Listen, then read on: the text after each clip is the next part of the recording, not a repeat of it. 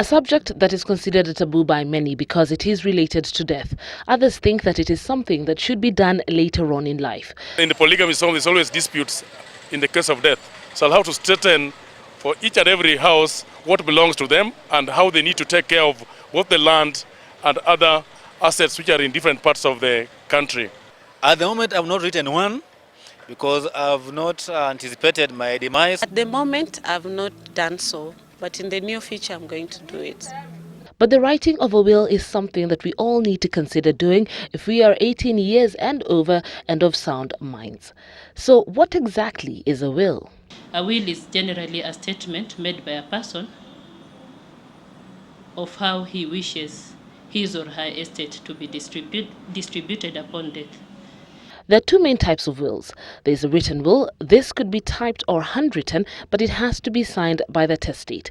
There's an oral will. This is usually valid for 3 months. And there are exceptions to oral will which can be accepted, especially those that are made by army officers.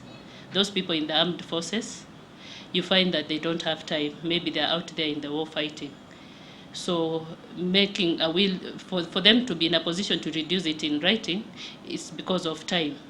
So they're able to make an oral will. When a person dies having made a valid will, then he is said to have died testate. When a person dies without having made a will, then he is said to have died intestate. In intestate succession, one needs to remember that all parties involved in one's life can claim a stake to their property. Now, under that, there are several dependents. If you are married, then the next person to inherit is your wife, and even former wives are entitled, even divorced wives are entitled to inherit. Your children are also entitled, whether they are born within or out of the cohabitation, they are entitled to inherit, and also their relatives.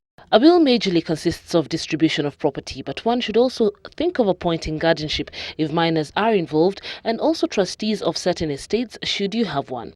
One should also appoint an executor.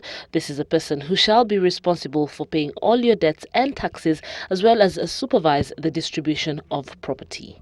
It is important to have 2 or 3 witnesses, since should any problems arise, they can come forward with the information they have regarding your will. Usually the people who are brought to court to confirm whether that was the will that the deceased signed are people who witnessed the signing.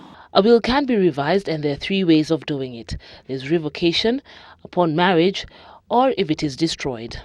Remember that your will should be clear and concise and can be written in any language.